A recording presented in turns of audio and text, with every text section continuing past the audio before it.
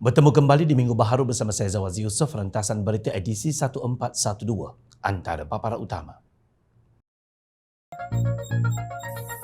Perginya Bapa Rahmah ketika memperjuangkan nasib rakyat.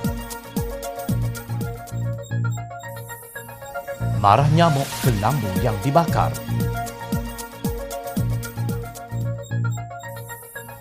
Tolong pulangkan hak rakyat.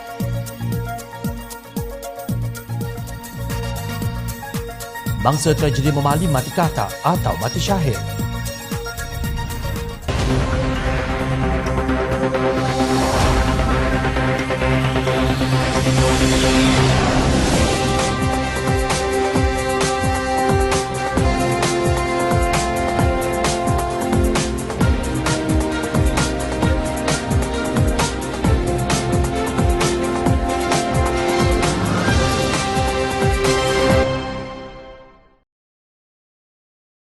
Assalamualaikum dan salam sejahtera. Menteri Perdagangan Dalam Negeri dan Kos Sara Hidup Datuk Seri Salahuddin Ayub meninggal dunia di Hospital Sultanah Bahiyah HSB malam tadi. Beliau yang juga ahli Parlimen Pulai meninggal dunia pada jam 9.23 malam ketika masih dalam unit rawatan rapi HSB. Berita kematian beliau diumumkan oleh anaknya Fatihah Salahuddin menerusi perkongsian di Facebook.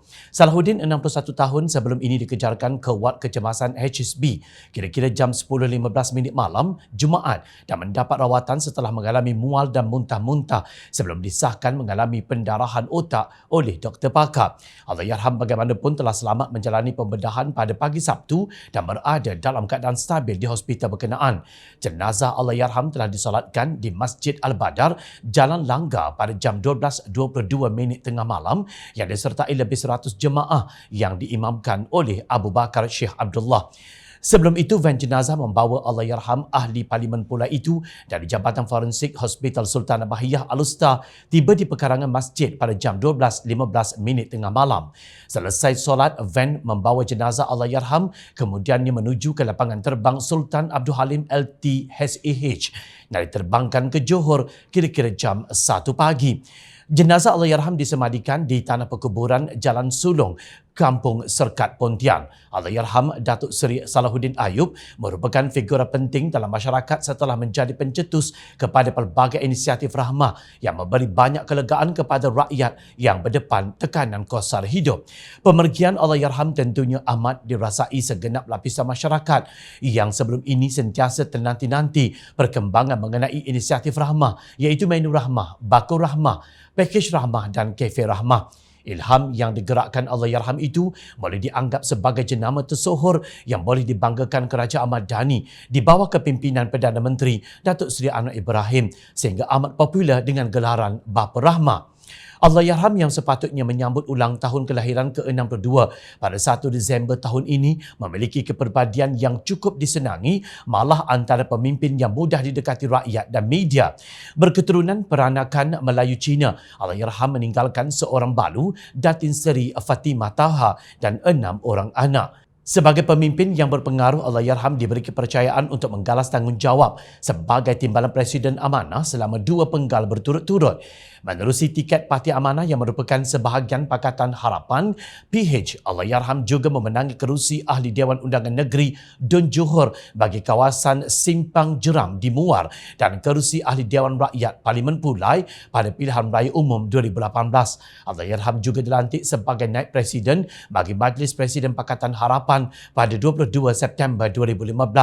Menelusuri sejarah perkhidmatan Allahyarham dalam Kabinet, Salahuddin dilantik sebagai Menteri Pertanian dan Industri Asas Tani berikutan kemenangan PH pada pilihan raya umum ke-14 namun melepaskan jawatan pada 24 Februari 2020.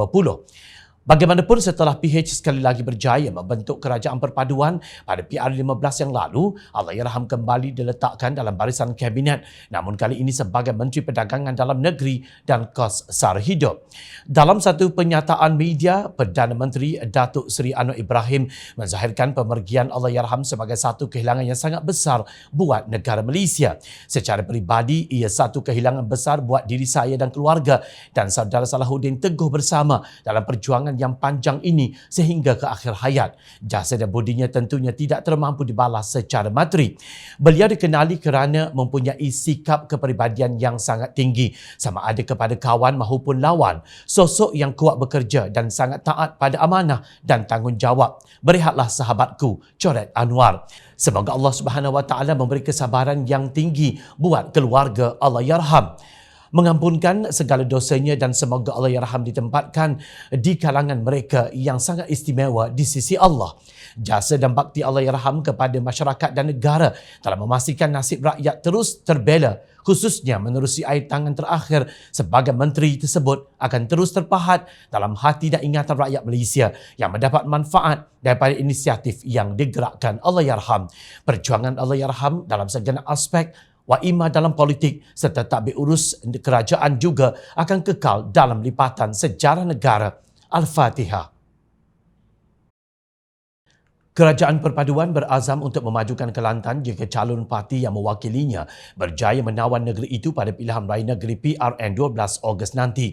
Manakala rakyat Kelantan pula perlu bangkit membuat perubahan dalam PRN akan datang bagi memastikan semua tuntutan terutama yang berkaitan keperluan asas rakyatnya dapat dipenuhi. Perdana Menteri Datuk Seri Anwar Ibrahim berkata kerjasama di antara Kerajaan Persekutuan dan Kerajaan Negeri amat penting untuk memastikan kebajikan rakyat terus terjaga serta terbela. Inilah masanya untuk rakyat perlu bangkit, percaya dan yakin dengan hasil kerja yang dilakukan oleh Kerajaan Perpaduan. Saya minta orang Kelantan faham, tolong selamatkan Kelantan dan Malaysia kerana ini adalah peluang kita sebab kita fikir nasib Melayu, jaga rakyat desa dan miskin bandar serta pembangunan di negeri ini, katanya. Dia berkata demikian ketika berucap pada jelajah perpaduan madani dan pelancaran jentera perpaduan di Kelantan dekat Bukit Tio Ahad lalu yang turut dihadiri pengerusi Barisan Nasional BN Datuk Seri Ahmad Zahid Hamidi. Senada dengan keazaman itu, Ahmad Zahid yang juga Presiden UMNO menyeru agar rakyat Kelantan memberi peluang kepada parti yang membentuk kerajaan perpaduan untuk mentadbir negeri berkenaan. Semua calon yang bertanding perlu bekerja keras dan kita minta rakyat Kelantan memberi peluang kepada calon-calon yang mewakili Pakatan Harapan dan BN untuk menang pada PRN kali ini sekaligus dapat mengambil alih tampuk kepimpinan daripada PAS yang telah memerintah selama 33 tahun.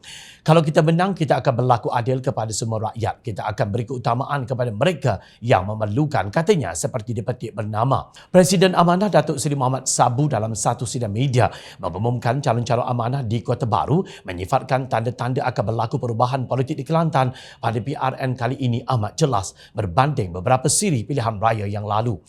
Kami di Kelantan, kami yakin, kami datang di sini 2 hari di sini. Saya nampak memang rakyat Kelantan nak buat perubahan kali ini. Termasuk anak muda, saya pergi makan tanpa saya beritahu. Mereka kenal saya. Mereka kata, Bang Mat, kami nak tukar. Anak-anak muda yang saya tak kenal, insya-Allah kami mempunyai harapan yang baik kali ini, katanya. Sementara itu, Naib Presiden Amanah Adli Zahari yakin dan positif kerjasama Pakatan Harapan PH dan Barisan Nasional BN diyakini mampu melawan Kelantan pada PRN akan datang. Dia berkata sekarang ini gabungan Pakatan Harapan PH dan Barisan Nasional BN dalam tempoh untuk menguatkan lagi jentera PHBN bagi memastikan kemenangan berpihak kepada mereka pada 12 Ogos ini. Kita boleh tawan Kelantan bukan sesuatu yang mustahil kerana kita tahu bahawa Kelantan disebut sebagai sebuah institusi rakyat yang mempunyai pemikiran di peringkat universiti. Politik cukup penting di negeri ini dan orangnya faham bahawa perubahan ini tidak akan mencemarkan ataupun mengancam institusi Islam dan kepimpinan Melayu secara keseluruhannya. Katanya ketika ditemui media selepas berucap dalam pentas Pemuda Perpaduan Kelantan di pekarangan Pejabat UMNO Negeri minggu lalu. Adli yang juga timbalan Menteri Pertahanan berkata Kerajaan Perpaduan mempunyai peluang di setiap dun termasuk di kerusi kontroversi dan panas iaitu di Ketereh dan juga Kota Lama. Gelombang rakyat Kelantan untuk berubah semakin bertiup kencang. Semoga usaha rakyat Kelantan untuk berubah dipermudahkan dan dimakbulkan, ujar beliau dalam hantaran di Facebook baru-baru ini. Benar dan jelas Kerajaan Negeri Kelantan ketika ini dilihat tidak mampu melunaskan tuntutan dan menyelesaikan permasalahan rakyat setelah memerintah lebih 30 tahun. Kerajaan Perpaduan telah menyatakan pendirian untuk membantu negeri Kelantan agar lebih membangun, termasuk banyak projek telah dimulakan, termasuk projek tebatan banjir selain menangani masalah banjir termenung di tempat yang sekian lama dihadapi rakyat. Malah selama ini kerajaan PAS tidak mampu untuk menyelesaikan masalah ini sehingga Kelantan berterusan menjadi antara negeri termiskin. Anak Kelantan di perantauan pulanglah mengundi dengan keputusan yang tepat untuk mendapat perubahan yang sama seperti negeri lain untuk dinikmati oleh ahli keluarga dan sahabat kalian yang sekian lama menderita di bumi serambi Mekah. Buatlah keputusan yang tepat demi masa depan rakyat dan generasi akan datang. Kepada rakyat Kelantan, bangkitlah buat perubahan untuk keselesaan dan kesejahteraan anak cucu anda. Banyak masalah rakyat di sana yang perlu diperbaiki dan diselesaikan secara tuntas dan anda tahu tentang itu. Jangan sesekali marahkan nyamuk ke lampu pula yang dibakar. Perdana Menteri Datuk Seri Anwar Ibrahim memberi amaran dan kata dua kepada bekas pemimpin negara supaya menyerahkan kembali segala harta yang didakwa dikumpul secara salah atau berdepan dengan siasatan pihak berkuasa. Tak apa menyebut nama pemimpin yang dimaksudkan, katanya penegasan mengenai perkara itu sudah dibuat sebanyak 3 kali, namun pemimpin itu tidak memberikan sebarang respon. Anwar berkata jika benar pemimpin tersebut memperjuangkan nasib orang Melayu, segala harta yang dicuri perlu dijual semula dan dikembalikan untuk membantu orang Melayu yang miskin. Betul nak tolong Melayu? Harta kamu jual yang di London, jual yang di Australia, kapal terbang jual dan bagi kepada orang-orang miskin. Ada dia jawab? Tak ada jawab. 3 kali saya tegaskan termasuk malam ini. Kamu mesti pulangkan balik wang dan harta yang kamu curi daripada rakyat. Jika tidak, saya akan minta semua badan supaya siasat dengan pergi ke rumah dia, pergi ke pejabat dia, semak akaun dia. Jika dia mahu kata ini dendam otak kamu, katanya ketika berucap pada program Jelajah Perpaduan Madani dan Pelancaran Jentera Perpaduan Kelantan di Machang malam tadi. Anwar yang juga pengerusi PH menegaskan hasil yang dicuri daripada itu perlu diambil semula kerana ia merupakan satu kesalahan. Tambahnya negara mempunyai undang-undang dan mereka yang didapati bersalah tetap bersalah. Apabila dia kena kata kita zalim, dendam, menganiayai, kita dah rancang. Ada pemimpin bermasalah dengan raja, salah Anwar. Yang lapor ahli Dewan Diraja, yang murka Sultan, yang tangkap polis, yang dakwa peguam negara. Tapi dia kata Anwar Ibrahim yang salah. Katanya, merujuk kes yang membabitkan Menteri Besar sementara Kedah, Datuk Seri Muhammad Sanusi Maknur. Sementara itu, Anwar berkata dalam pentadbirannya Suruhanjaya Pencegahan Malaysia, SPRM, dan Lembaga Hasil Dalam Negeri LHDN diarahkan melakukan pemeriksaan di kalangan menteri sama ada mereka terbabit dalam pengambilan kontrak atau saham. Jelasnya pendekatan itu dilakukan bagi menyelamatkan negara dan tidak mahu wang yang sepatutnya digunakan untuk membantu rakyat disalahguna. Kita nak hentikan amalan pemimpin curi kekayaan dan alhamdulillah semua pihak beri sokongan padu atas usaha saya itu, ujarnya. Firman Allah Subhanahu Wa Taala yang bermaksud, dan janganlah kamu makan atau mengambil harta orang-orang lain di antara kamu dengan jalan yang salah. Dan jangan pula kamu menghulurkan harta kamu, yakni memberi rasuah kepada hakim-hakim kerana hendak memakan atau mengambil sebahagian dari harta manusia dengan membuat dosa, padahal kamu mengetahui salahnya. Ayat tadi boleh difahami bahawa janganlah sebahagian daripada kita memakan atau mengambil harta sebahagian yang lain dengan cara yang batil, seperti sumpah yang dusta, merampas, mencuri, rasuah, riba dan lain-lain. Selain itu, Allah menegaskan, janganlah kamu menyampaikan hujah-hujah yang batil kepada hakim bagi tujuan memakan harta segolongan manusia dengan cara yang salah, sedangkan kamu tahu perkara itu adalah haram di atas kamu melakukannya. Selain itu, Nabi SAW turut bersabda yang membawa maksud, hak setiap Muslim ke atas Muslim yang lain adalah haram baginya mencerobohi maruahnya, hartanya dan darahnya. Hadis ini jelas menunjukkan kewajipan seorang Muslim terhadap saudaranya yang lain, iaitu haram ke atasnya untuk menumpahkan darah saudara Muslim yang lain dan mencerobohi hartanya seperti mencuri atau merompak atau menipu dalam urusan jual beli.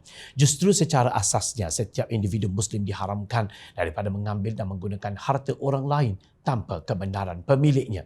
Kepada yang berkenaan, pulangkan hak rakyat selagi mana kesempatan masih diberikan Tuhan. Kemunculan pertama kali bekas Perdana Menteri Tun Dr. Mahathir Mohamad di pentas Perikatan Nasional PN malam Ahad lalu disifatkan sebagai satu pertemuan geng-geng yang beremosi. Timbalan Presiden Parti Keadilan Rakyat PKR Rafizi Ramli berkata pertemuan Mahathir bersama pemimpin-pemimpin PAS dan Bersatu di pentas itu bukanlah membincangkan soal masalah negara tetapi lebih kepada pertemuan geng tak suka Anwar.